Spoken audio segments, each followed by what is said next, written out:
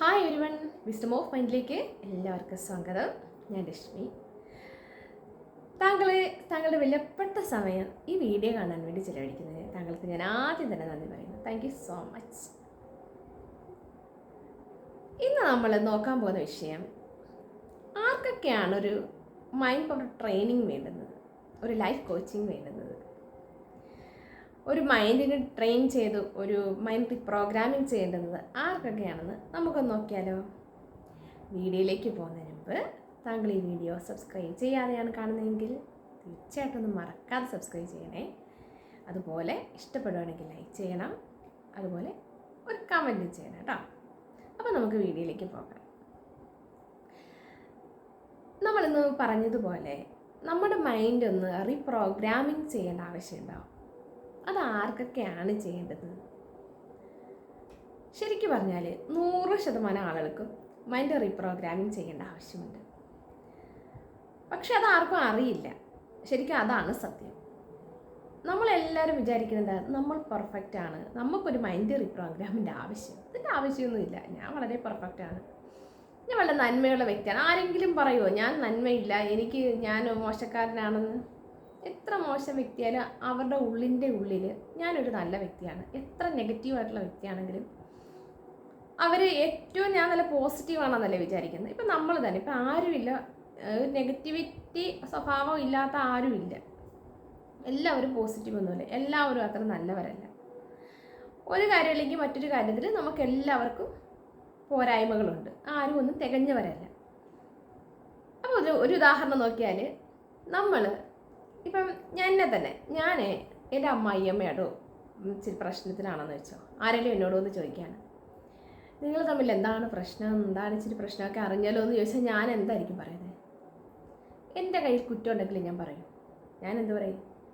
അമ്മായിയമ്മ അങ്ങനെയാണ് ഇങ്ങനെയാണ് അല്ലേ? ഈ കുറ്റങ്ങൾ മൊത്തം നമ്മൾ അവരിലങ്ങ് അടിച്ചേൽപ്പിക്കുക. അല്ലെന്നുണ്ടെങ്കിൽ നമ്മളൊരു കുറ്റം കേൾക്കാൻ തയ്യാറില്ല. കാരണം നമ്മൾ പെർഫെക്റ്റ് ആണല്ലോ. നമ്മളെപ്പോഴും നമ്മളെ പെർഫെക്റ്റ് ആണെന്ന് ചിന്തിക്കുന്നിടത്തോളം കാലം നമുക്ക് എങ്ങനെയാണ് ഒരു മൈൻഡ് റീപ്രോഗ്രാമിംഗ് ചെയ്യാൻ പറ്റുന്നത്? നമ്മൾ അങ്ങനെ അതിനെക്കുറിച്ച് ചിന്തിക്കും? ഒരിക്കലും ഇല്ല. കാരണം പെർഫെക്റ്റായ ഒരാൾക്ക് മൈൻഡ് റീപ്രോഗ്രാമിംഗ് ചെയ്യേണ്ട ആവശ്യമില്ല എന്നാണ് നമ്മുടെ ഓരോരുത്തരുടെയും വിചാരം. പക്ഷെ നമ്മൾ പെർഫെക്റ്റ് ആണോ? അല്ല. ഈ പ്രശ്നത്തിൽ നമ്മുടെ ഒരു അയൽക്കാരനുമായിട്ടുള്ള പ്രശ്നമാണെന്ന് വെച്ചോ, ഏത് തരം പ്രശ്നമാണെങ്കിലും, നമ്മുടെ വീട്ടിൽ നമ്മളെ കുട്ടികളായിട്ടുള്ള പ്രശ്നമാണെങ്കിൽ എന്താണെങ്കിലും നമ്മൾ ആരെയാണ് ബ്ലെയിം ചെയ്യുന്നത്? അപ്പുറം നിൽക്കുന്ന ഓപ്പോസിറ്റ് വ്യക്തിയെ ബ്ലെയിം ചെയ്യത്തുള്ളൂ. നമ്മൾ എല്ലാവരും അങ്ങനെ തന്നെ. അവർ പറയുന്നത് നമ്മളെ ആയിരിക്കും, നമ്മൾ പറയുന്നത് അവരെ ആയിരിക്കും. അപ്പം അങ്ങനെ പരസ്പരം നമ്മൾ പഴിചാരും. പക്ഷെ നമ്മുടെ ഉള്ളിലുള്ള പ്രശ്നങ്ങളെ നമ്മൾ മനസ്സിലാക്കത്തുമില്ല, അത് എങ്ങനെ മാറ്റണമെന്ന് നമ്മൾ ചിന്തിക്കത്തുമില്ല. ഒരു ചെറിയ തെറ്റുകൾ പുറത്തു കൊടുക്കാത്തതാണ് പ്രശ്നങ്ങൾക്ക് കാരണം. അത് നമുക്കറിയാം, പക്ഷെ നമ്മൾ പുറത്തു കൊടുക്കുമോ? ഇല്ല. പിന്നെ ഒരു കാര്യമുണ്ട്, നമുക്കത് പുറത്തു കൊടുത്തു, മനസ്സുകൊണ്ട് നമ്മളത് പുറത്തു കൊടുത്തു നമ്മൾ ചിന്തിക്കും, നമുക്കത് അവരോട് ഒരു ദേഷ്യമില്ല, ഒരു പകയില്ല, ഒന്നുമില്ല. പക്ഷേ മനസ്സുകൊണ്ട് നമുക്കത് പൂർണ്ണമായും പുറത്തു കൊടുക്കാൻ സാധിക്കുന്നില്ല. അതാണ് സത്യം. നമ്മുടെ ഉള്ളിൻ്റെ ഉള്ളിൽ നമ്മളത് എന്താ പറയുന്നത്, അതങ്ങ് അടക്കുകയാണ്. എനിക്ക് അങ്ങനെയൊന്നുമില്ല, ഞാനതെല്ലാം ഉള്ളിൻ്റെ ഉള്ളിൽ അടക്കി കഴിഞ്ഞു, ഞാനതല്ലെങ്കിൽ എൻ്റെ ഉള്ളിൻ്റെ ഉള്ളിൽ അതെല്ലാം കളഞ്ഞു കഴിഞ്ഞു. എങ്ങോട്ടാണ് കളയുന്നത്? ഉള്ളിൻ്റെ ഉള്ളിലേക്ക്, ഉപബോധ മനസ്സിലേക്കാണ് നമ്മളിത് കളഞ്ഞത്. പുറത്തെടുത്ത് കളയാൻ പറ്റുന്നില്ല, പുറത്തെടുത്ത് കളയാനുള്ള വഴി അറിയത്തില്ല അല്ലേ? അപ്പം ഈ പ്രശ്നങ്ങളും ഈ ദുഃഖങ്ങളും കിട്ടുന്ന ആരെങ്കിലും നമ്മളെ കുറ്റപ്പെടുത്തിയതും, നമ്മളെ തരം താഴ്ത്തിയതും, നമ്മളെ കളിയാക്കിയതും, അതല്ലെന്നുണ്ടെങ്കിൽ നമ്മൾ മറ്റുള്ളവരോട് എന്തെങ്കിലും തെറ്റുകൾ ചെയ്തതും, മറ്റുള്ളവരെ ഉപദ്രവിച്ചതോ, അല്ലെങ്കിൽ നമുക്ക് എന്തെങ്കിലും നമ്മളെ വായിൽ നിന്നെല്ലാം പറഞ്ഞു പോയതോ, അല്ല അങ്ങനെ എന്തെങ്കിലും ഏത് തരത്തിലുള്ള പ്രശ്നങ്ങളാണെങ്കിലും നമ്മളിത് കളയുന്നില്ല, നമ്മളിതെല്ലാം ഉള്ളിൻ്റെ ഉള്ളിൽ തന്നെ കൊണ്ടു നടക്കുക. എന്നിട്ട് നമ്മൾ വിചാരിക്കുന്നു ഞാൻ വളരെ പെർഫെക്റ്റാണ്. അപ്പോൾ എൻ്റെ കാര്യം പറയുവാണെങ്കിൽ, ഞാൻ ഓർത്തിരിക്കുന്ന ഒരു കാര്യം, ഞാൻ വളരെ സാത്വികയായ ഒരു വ്യക്തിയാണ്, എനിക്ക് പ്രത്യേകിച്ച് പ്രശ്നങ്ങളൊന്നുമില്ല, ഞാൻ വളരെ പോസിറ്റീവാണ്, എനിക്കൊരു പ്രശ്നമില്ല എന്ന് ഞാൻ വിചാരിച്ചിരുന്നു. പക്ഷെ നമുക്ക് ഇത്രയും പ്രശ്നങ്ങൾ ഉള്ളിൻ്റെ ഉള്ളിലുണ്ട് എന്നുള്ളത് നമ്മളൊരു മൈൻഡ് റീപ്രോഗ്രാമിംഗ് ചെയ്യുമ്പോഴാണ് നമുക്ക് മനസ്സിലാകുന്നത്. അപ്പോൾ 100% ആളുകൾക്കും ഈ ഒരു റീപ്രോഗ്രാമിൻ്റെ ആവശ്യമുണ്ട്. പക്ഷെ എല്ലാവരിലേക്കും അത് എത്തുന്നില്ല. ആ ഒരു അവയർനെസ് ആർക്കും കിട്ടുന്നില്ല. അഥവാ കിട്ടിയാൽ തന്നെ നമ്മളത് മനസ്സിലാക്കുന്നില്ല. മനസ്സിലാക്കാത്ത എന്തുകൊണ്ടാണ്? നമ്മുടെ ഉള്ളിൽ ഈഗോ കൊണ്ടോ, ഞാൻ അങ്ങനെയൊന്നുമല്ല, ഞാൻ പോസിറ്റീവ് ആണെന്നുള്ള ചിന്ത കൊണ്ടോ, അല്ലെങ്കിൽ നമ്മുടെ ഉള്ളിലുള്ള ഈ കുറ്റത്തിനെ നമ്മൾ അംഗീകരിക്കുന്നില്ല. ആ കുറ്റങ്ങളുടെ ഉത്തരവാദിത്തങ്ങൾ അല്ലെങ്കിൽ ആ പ്രശ്നങ്ങളുടെ ഉത്തരവാദിത്തങ്ങൾ നമ്മൾ ഏറ്റെടുക്കുന്നില്ല. അതുകൊണ്ടാണ് നമ്മളൊരു എൻ്റെ മനസ്സ് റീപ്രോഗ്രാമിങ് ചെയ്യേണ്ട ആവശ്യമില്ല, ക്രിസ്റ്റൽ ക്ലിയർ ആണ്, എൻ്റെ മനസ്സിൽ ആരോടും പകയില്ല, വിദ്വേഷമില്ല എന്നൊക്കെ നമുക്ക് തോന്നുന്നത്. പക്ഷേ ഈ മനസ്സ് ക്രിസ്റ്റൽ ക്ലിയർ ആവണമെങ്കിൽ എന്താ ചെയ്യേണ്ടുന്നത്? നമ്മുടെ ഉള്ളിലുള്ള ചിന്തകളെ നമ്മൾ നോക്കി, നമ്മളെ ചിന്തകളെ നമ്മളെന്ന് വരുതിക്ക് കൊണ്ടുവന്ന് നമ്മുടെ മൈൻഡിനെ ക്ലെൻസൊക്കെ ചെയ്ത് നമ്മളൊരു റീപ്രോഗ്രാമിങ് ചെയ്യുമ്പോഴാണ് നമ്മുടെ ഉള്ളിൽ ക്രിസ്റ്റൽ ക്ലിയർ ആവുന്നത്, നമ്മൾ നല്ലൊരു വ്യക്തിയാവുന്നത്. നമ്മുടെ കുഞ്ഞുനാൾ മുതലേ നമ്മൾ കേട്ടിട്ടുള്ള പല പല ബ്ലോക്കിംഗ് ബിലീഫ്സ്, അത് ചെയ്യരുത്, ഇത് ചെയ്യരുത്, അത് തെറ്റാണ്, ഇത് തെറ്റാണ്, ചിന്തിച്ചിട്ടുണ്ടോ? എന്തോരം നമ്മുടെ ഉള്ളിലുണ്ടെന്നറിയാമോ? അങ്ങോട്ട് പോരുത്, ഇങ്ങോട്ട് പോരുത്, ഈ തെറ്റുകൾ, അത് ചെയ്യരുത്, അങ്ങനെയുള്ള അരുതെന്നുള്ള വാക്കുകൾ. പിന്നെ നമ്മൾക്ക് മണിയോടാണെങ്കിൽ പൈസ ഉള്ളവരുടെ അത്രയൊന്നും നമ്മൾ ചിന്തിക്കുക പോലും ചെയ്യരുത്, പൈസ അധികം ആവുന്നത് കുറ്റമാണ്, അങ്ങനെയുള്ള ചില മണി ബ്ലോക്സുകൾ അല്ലേ?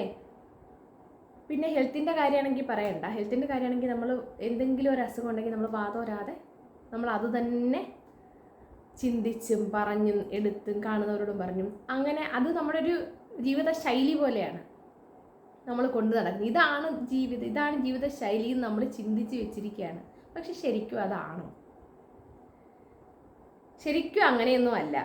ശരിക്കും നമ്മൾ നമ്മുടെ മൈൻഡിനെ റീപ്രോഗ്രാമിങ് ചെയ്ത് നമ്മളെ ചിന്തകളെ നിയന്ത്രിച്ച് പോസിറ്റീവ് ആകാൻ തുടങ്ങുമ്പോൾ നമുക്ക് മനസ്സിലാവും, ഇതുവരെ ഞാൻ ചിന്തിച്ചതും ഞാൻ വിശ്വസിച്ചതും എല്ലാം തെറ്റായിരുന്നു. നമ്മൾ ചിന്തിക്കേണ്ടത് മാറി ചിന്തിക്കേണ്ട ഒരു സമയം തന്നെ അതിക്രമിച്ചു കഴിഞ്ഞു. നമുക്കൊരു മാറ്റം, അത് കുഞ്ഞിലേ മുതലേ നമ്മൾ കൊണ്ടുവരുന്ന ഒരു മാറ്റം, പക്ഷെ അതാരും നമുക്ക് പറഞ്ഞു തരുന്നില്ല. ഇപ്പം ഈ അടുത്ത കാലത്തായിട്ടാണ് ഇതെല്ലാം കൂടുതൽ പ്രചാരത്തിൽ വരുന്നത്. അപ്പം നമ്മളത് മനസ്സിലാക്കി നമ്മുടെ മൈൻഡിന് അതിൻ്റെ ആവശ്യമുണ്ടോ എന്ന് നമ്മൾ ചിന്തിച്ച് നമുക്ക് ആവശ്യമുണ്ടെന്ന് തോന്നുകയാണെങ്കിൽ ഒരു ലൈഫ് കോച്ചിങ്, ഒരു മൈൻഡ് റീപ്രോഗ്രാമിംഗ് സെക്ഷൻ എടുക്കുക. നമ്മുടെ മൈൻഡ് റീപ്രോഗ്രാമിംഗ് ലൈഫ് കോച്ചിങ്ങിൻ്റെ സ്റ്റാർട്ടിങ് ഏപ്രിൽ 2-നാണ് പുതിയ ബാച്ച് സ്റ്റാർട്ട് ചെയ്യുന്നത്. താങ്കൾക്ക് ബാച്ചിൽ പങ്കെടുക്കാൻ താല്പര്യമുണ്ടെന്നുണ്ടെങ്കിൽ ഒരു 11 days ക്ലാസ്സാണ്. അപ്പോൾ താങ്കൾക്ക് അതിൻ്റെ ഡീറ്റെയിൽസ് അറിയാനായിട്ട് നമ്മുടെ കമൻറ്റ് ബോക്സിൽ, ഡിസ്ക്രിപ്ഷൻ ബോക്സിൽ ഒരു നമ്പർ കൊടുക്കുന്നതായിരിക്കും. വാട്സപ്പിൽ മെസ്സേജ് അയച്ചാൽ മതി. അപ്പം പേഴ്സണൽ സെക്ഷൻ അവൈലബിൾ ആണ്. അതേപോലെ 11 days പ്രാക്ടീസ്, അതായത് ലൈഫ് കോച്ചിങ് സെക്ഷൻ അവൈലബിൾ ആണ്. താല്പര്യമുണ്ടെങ്കിൽ മൈൻഡ് ഒന്ന് റീപ്രോഗ്രാമിങ് ചെയ്യണം, എന്തൊക്കെയാണ് എൻ്റെ പ്രശ്നങ്ങളെന്ന് അറിയണം, എനിക്കൊന്ന് പുതിയൊരു വ്യക്തിയാവണം, ഈ മനസ്സിൻ്റെ വിഷമങ്ങളും സങ്കടങ്ങളും എല്ലാം മാറ്റിയിട്ട് മനസ്സിനെ റീപ്രോഗ്രാമിങ് ചെയ്യണം, സന്തോഷം അനുഭവിക്കണം, 24 മണിക്കൂർ 24/7 ഹാപ്പി ആയിരിക്കണം, എന്ത് പ്രശ്നം വന്നാലും തളരാതിരിക്കണം എന്നൊക്കെ താങ്കൾക്ക് ആഗ്രഹമുണ്ടെന്നുണ്ടെങ്കിൽ ആ ലൈഫ് കോച്ചിങ്ങിൽ ചേർന്ന് താങ്കൾ ജീവിതം ആസ്വദിക്കുന്നു മാത്രമേ ഞാൻ പറയത്തുള്ളൂ കേട്ടോ. അപ്പോൾ താല്പര്യമുണ്ടെങ്കിൽ കോൺടാക്റ്റ് ചെയ്യുക. അതേപോലെ തന്നെ സബ്സ്ക്രൈബ് ചെയ്യാൻ മറക്കരുത്, ലൈക്ക് ചെയ്യാനും കമൻറ്റ് ചെയ്യാനും മറക്കരുത്. Thanks for watching.